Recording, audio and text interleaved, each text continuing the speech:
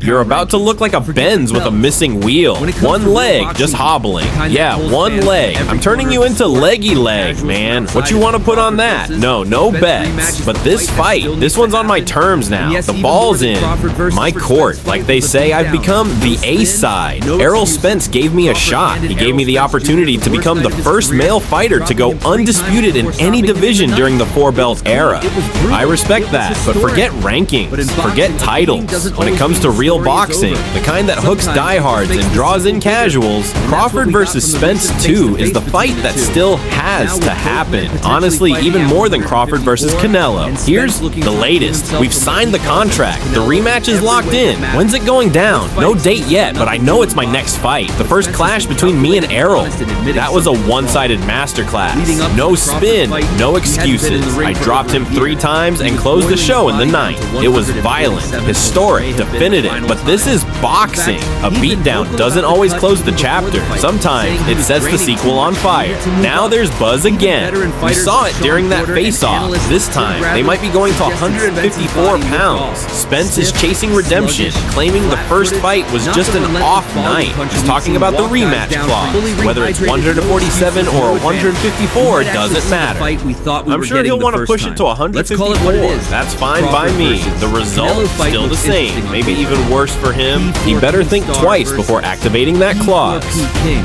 And here's the kicker. This rematch could be bigger than Crawford versus Canelo on every level. Excuses are common after a loss, but Spence, he's been candid. He admitted things weren't right. He was out of the ring for over a year, boiling down to 147, maybe for the last time. He said it himself. The weight cut was brutal. Even before the fight, he knew he needed to move up. Legends like Sean Porter and analysts like Tim Bradley noticed it. Spence didn't look right. Flat-footed, stiff, lacking his usual relentless pressure.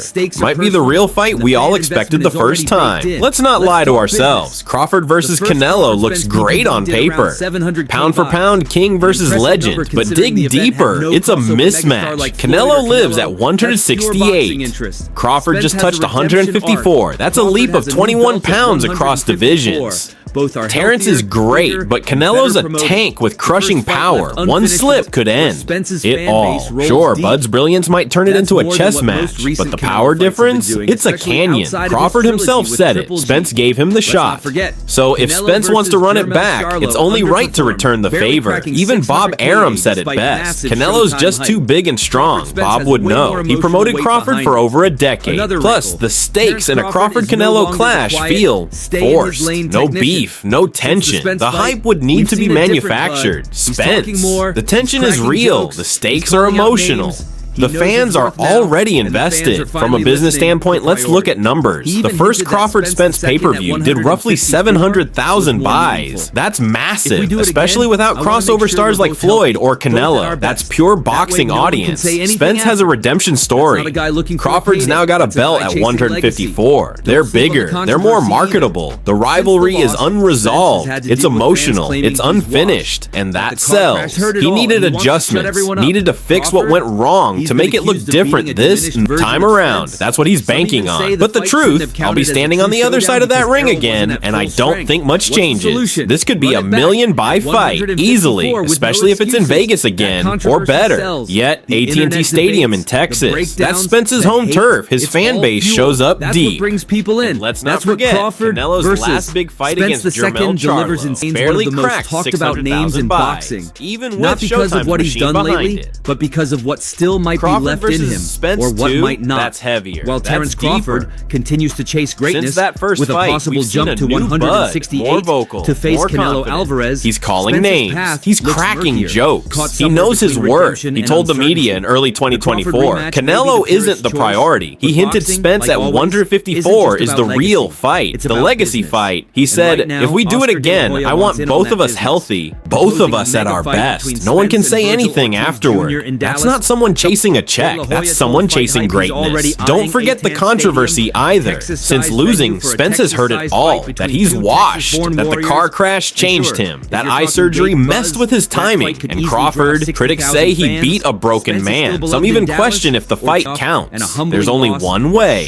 To answer that, run it back. Full strength, no excuses, at 154. The sharp and powerful Spence we once knew. Fans, pundits, and even fellow fighters have questioned whether that version of Spence can return, or if he ever truly existed outside of our protected comfort zone. That's what makes the potential rematch so loaded. This isn't just about belts or pay-per-view buys. This is about truth. It's about legacy. If Spence gets in the ring again with Crawford and puts up a fight or wins, he rewrites his story. If he gets dominated again, it closes the chapter definitively. Crawford, meanwhile, isn't just looking at Spence. He's exploring legacy-defining moves. Whether it's at 154 or 168, the guy is chasing greatness. A second undisputed crown wasn't enough. He's talking about going for a third in a heavier class, which no male fighter has done in the four-belt era. If he manages to pull it off, he could retire tomorrow and still be considered one of the top 10 fighters ever.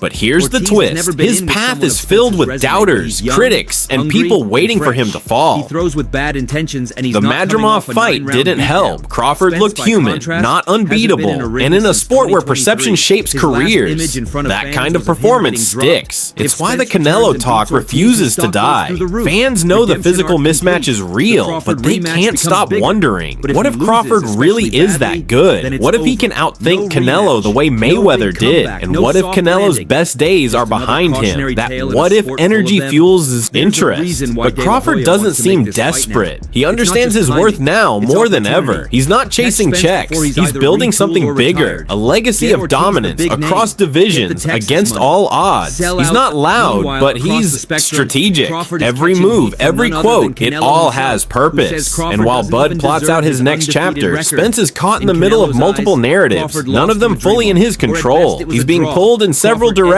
A possible rematch with Crawford, a high-stakes return against Virgil Ortiz Jr., or a lower-profile tune-up to rebuild his confidence. None are easy. All carry risk, and the longer he waits, the more questions pile up. Is he healed? Is he training? Is he hungry? Or is he fading out like so many before him? That's what makes the Ortiz offer so intriguing and dangerous.